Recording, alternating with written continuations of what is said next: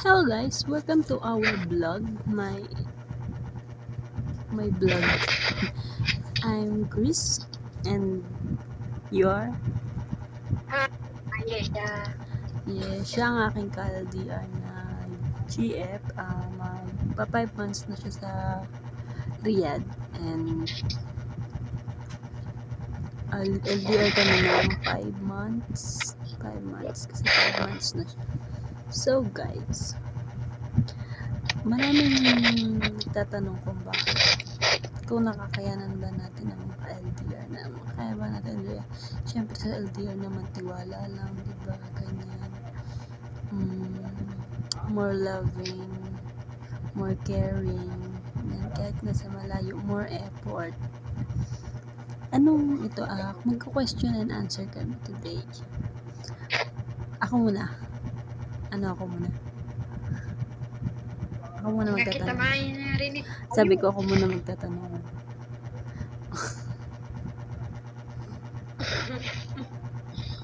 Hindi niya ako marinig.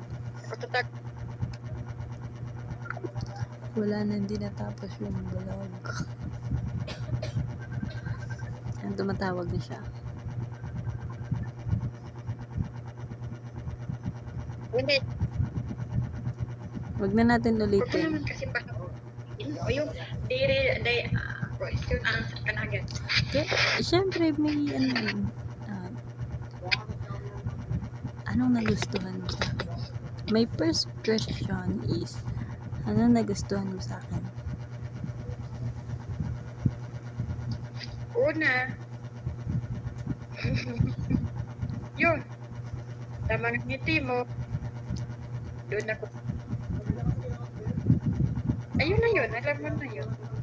Kung saan tayo mula, paano naging tayo, tapos Actually yung guys, mag 2 years kami sa May 8. Yan. 2 years kami sa May 8. ano? 2 years tayo sa May 8. So wala kayong maisip na pag-uusapan. Anong pag-uusapan natin? Ikaw naman magtanong.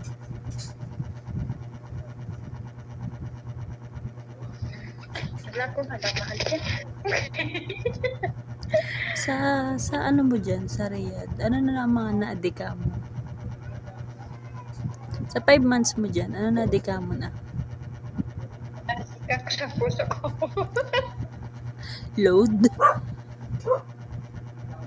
Nakadika na siya ng load. Yung magpapatuto ko sa'yo, hindi na tulad ng dati, o ano yung mga paano na po sinasabi ko, o hindi ako naglilihim, o yun.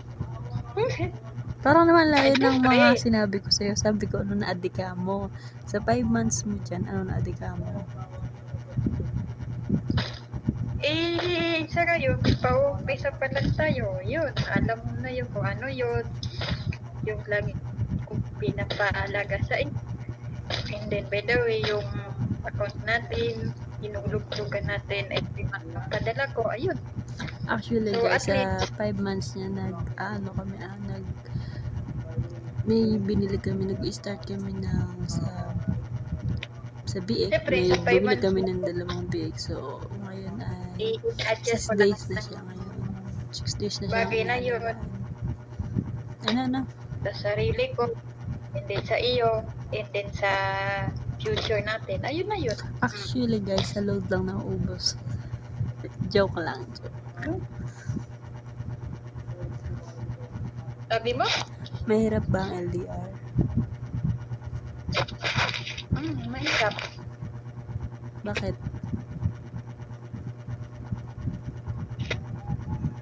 Dahil isang bukas mong mga salita na hindi mo maintindihan, ang hirap ipaliwanag, hanggang sa nauwi sa sitwasyon, sakit.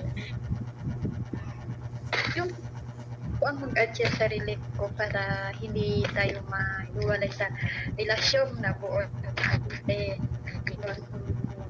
Actually, guys, So, ako ba yung pag kunyari, sa LDR, tulad namin dalawa,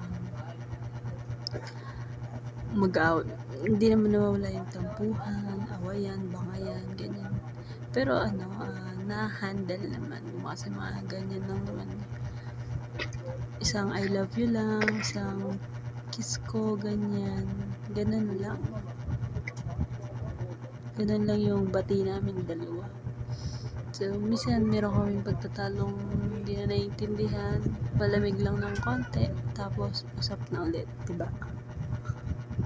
Diba ganun? Sa magpa 5 months ka na dyan, may balak ka bang mag-extend?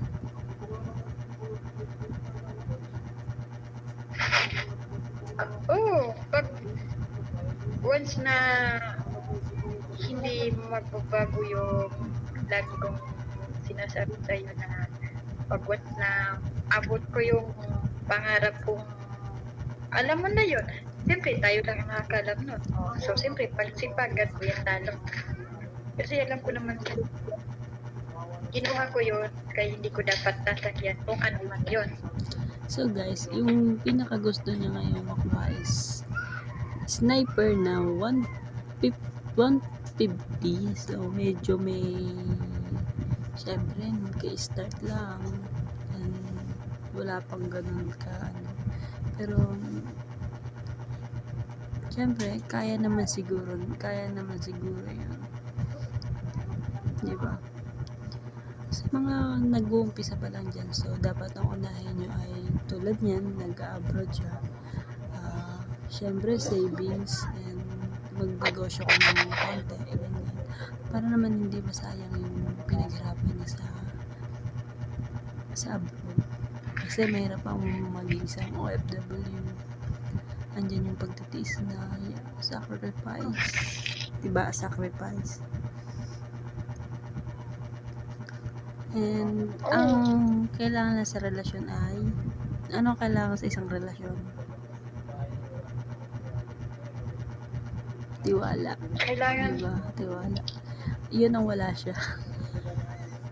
hindi kasi tiwala. Hindi, yung tiwala ay pagtitiwalaan mo. Dahil kung lalo mo siyang pinagtitiwalaan, hindi mo pala alam. Yung tiwala ay itiwala. Di ba? Dahil alam niyang sarili na asag-asa siya sa salitang tiwala. Kaya ang tiwala, hindi basta-basta kumakampan. Ano So masabi ka? guys, nasa pagmumukha ko naman, diba, ang pagtitiwala. Diba? Kita nyo naman. I know. So guys, For for now, today's video ay stop muna tayo. Stop muna nga eh. Kasi guys, baka kung saan ito mapunta. So guys, today ay stop muna yung topic kasi baka alam na kung saan mapunta. Baka mapunta kami ng Maronduque at ng gera. So, Ano? sabi ko baka mapunta tayo ng gera. Today ay nagbibideo kami and Di pa tapos? tatapusin na natin. And abangan niyo yung susunod kong upload and medyo nahihiya pa ako today. So guys, good night and bye-bye.